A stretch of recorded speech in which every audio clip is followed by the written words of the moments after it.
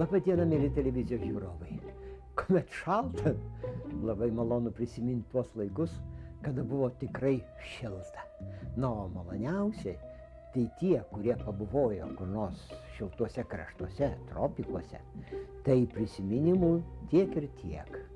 Man teko pabuvoti šiltuose kraštuose ir nardyti tarp koralinių rifų. Tai buvo Centrinės Amerikos, netoli Kubos. Ir tenai vandens temperatūra aukšta 28 laipsniais. Štai nieko nuostabaus, kad ir už mano nugaros jūs matote dabar mūsų jūrinį akvariumą. Čia taip pat šilta. Temperatūra pastovi 26 laipsniai, tai būtent tokia, kokia reikalinga koralams. Aišku, ne vien koralams, o reikalinga visiems gyvūnams, kurie čia yra. Koralinių rifų gyvūnija nepaprastai turtinga savo spalvomis, savo formų įvairovė, savo rūšių gausumu. Tai tikras rojas gamtininkui, kada ten pasineri ir pamatai viską tikrumoje. Juk mes daug kartų galim pasižiūrėti užsieniečių filmus per televiziją dabar matome ir koralinius rifus, bet patikėkit, visai kitas vaizdas, kuomet pasinėręs ir tu matai tas koralinių rifų, pavyzdžiui, drugelius, žuvis drugelius, spalvotus, kada pamatai susirangiusią tarp koralų kažkokią tai stambę mureną ir kitus gyvūnus. Taip, kad yra ką žiūrėti, bet nepalyginamai maloniau taip pat matyti kiekvieną dieną, kad ir nedidelį skaičių tų įvairių žuvelių ir ne tik žuvelių ir kitų gyvūnų. Mūsų akvariume jūs matote, sąlyginai ne taip jau daug tų žuvelių, nes joms reikalinga erdvė.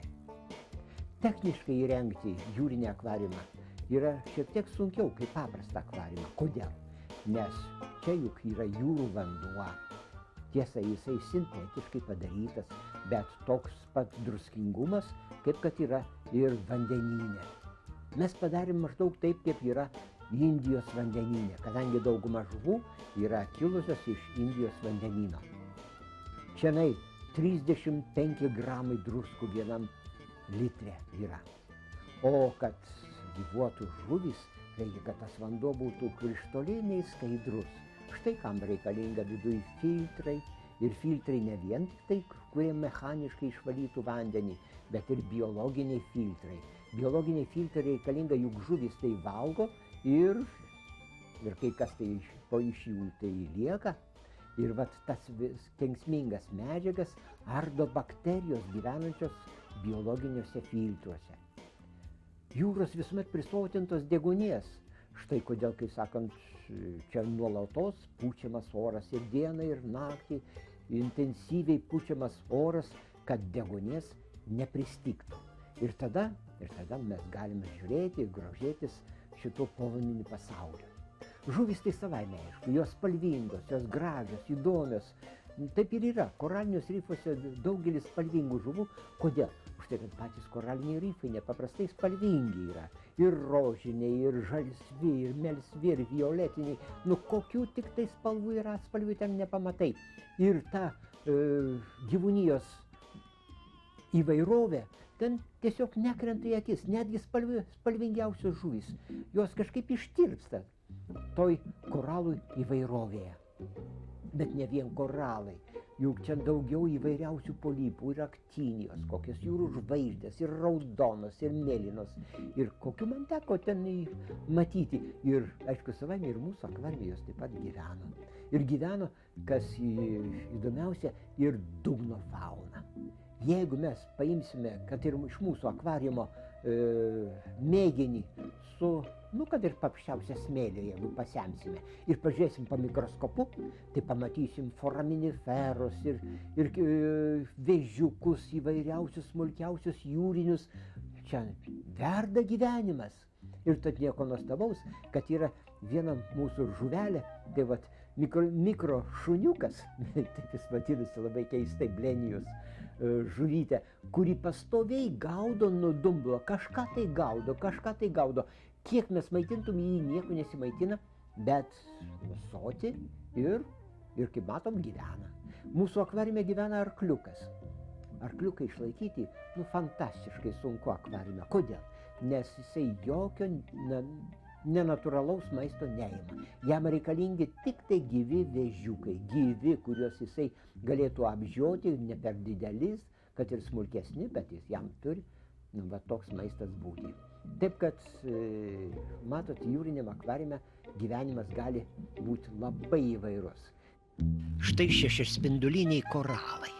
Jie panašus į aktinės, o greta jų minkštieji koralai, alcionijos. Pasauly dabar kietųjų koralų neleidžiama laikyti akvariumuose, bet minkštųjų didelė įvairovė.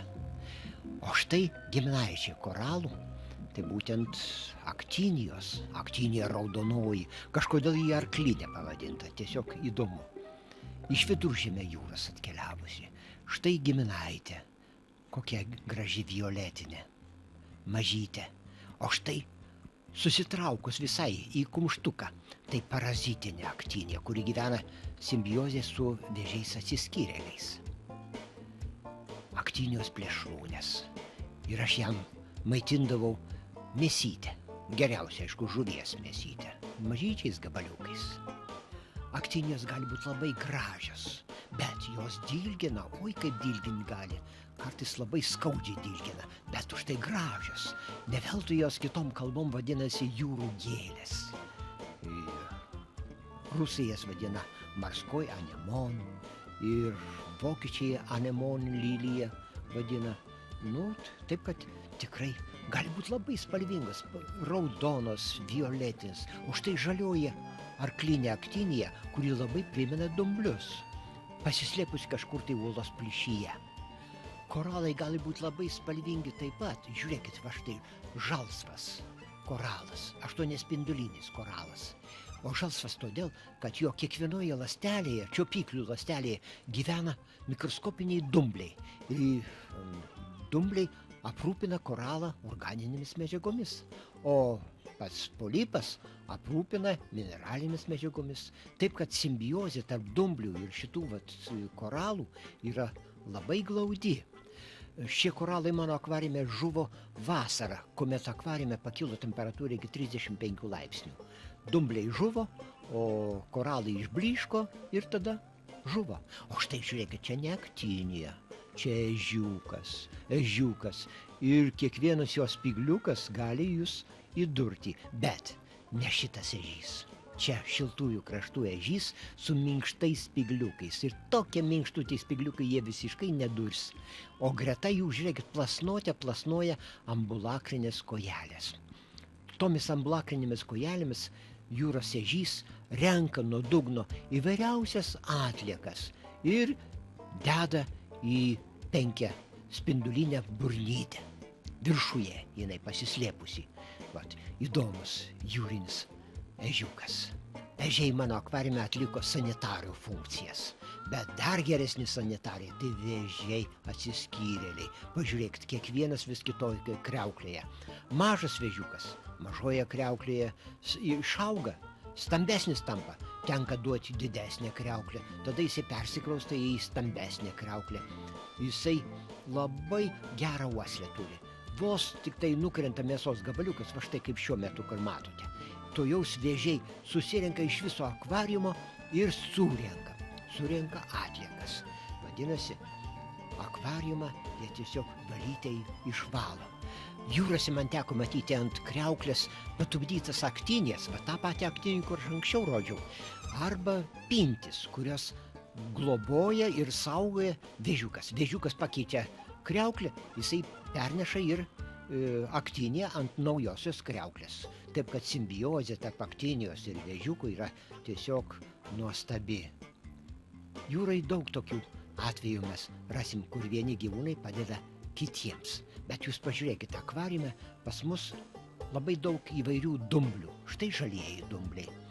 Akvariume gėlavandenim jūs matėte tikriausiai įvairiausi augalai auga. O štai jūrinėme akvariume auginame dumblius. Štai plunksniškoji kaulerpa. iš Viduržemio jūros. Iš Viduržemio jūros ir paprastoji kaulerpa auga dar geriau, bet akvariume puošte raudonieji dumbliai. Ir jų gali būti daug ir įvairių, jeigu akvariumas gerai įrengtas, jeigu tinkamas vanduo yra, raudonieji dumbliai gyvena ištisus metus. Gaila, kad jie ne ilgaamžiai. Va štai kokia įvairovė tų raudonųjų dumblių. Jie tiesiog puošia akvariumą. O kledofora gyvena ir giluose vandenyse, ir jūrose. Jūrinius dumblius labai mėgsta kai kurios žuvys. Todėl gerai įrengtam akvariume, kur daug įvairių žuvų, dažniausiai dumblių nebelieka. Žuvys paprasčiausiai juos suvalgo. Beje, ir koralų negalima laikyti su kai kuriomis žuvimis, nes žuvys suvalgo ne tik dumblius, bet ir koralus. Yra ir tokių mėgėjų. Vadinasi, akvariume reikia žinoti, kokius dumblius laikyti ir kokias žuvis kartu laikyti. O štai čia šakutės yra ne dumblių, čia yra hidroidai, hidrų giminaičiai. O pažiūrėkit, kas čia slypi. Akmenį pasislėpė daugiašerės kirmėlės, jos slapukės. O štai iškišus savo čiopiklius, daugiašerė kirmėlė gaudo bakterijas ir dumblius iš vandens. Kartais tos plunksniškos žiaunos būna labai spalvotos, gražios. Kiekviena žiaunos skiltelė padengta blakstienėlėmis. Ir tos blakstienėlės gaudo jūrinį planktoną, kuriuo ir minta pati kirmėlė. Vadinasi, daugiašerė plunksnažiaunė kirmėlė ir puošia akvariumą, ir valo akvariumo vandenį į dvigubai naudingą akvariumą. Tiesiog puošmena. Bet kokia puošni žuvis. Žiūrėkit, puošni, sparnuotė jį vadinasi, spindulinė sparnuotė iš Indijos ir Ramiojo vandenyno. Bet kiekvienas jos spyglys nugaroje esantis nuodingas. Įsivaizduokit, kad kiekvienas nugaros spygliukas yra lyg gyvatės dantukas.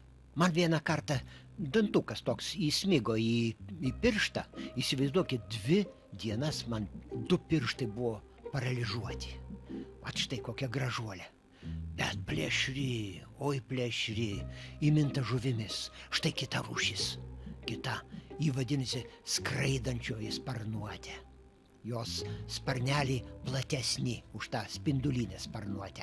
Sparnuotės labai plėšios, jos tykoja aukos ir jeigu prisiartina kokia žuvelė, jos įsižioja plačiai ir žuvelė lėkte įlekia tiesiog jai didžiulė burna.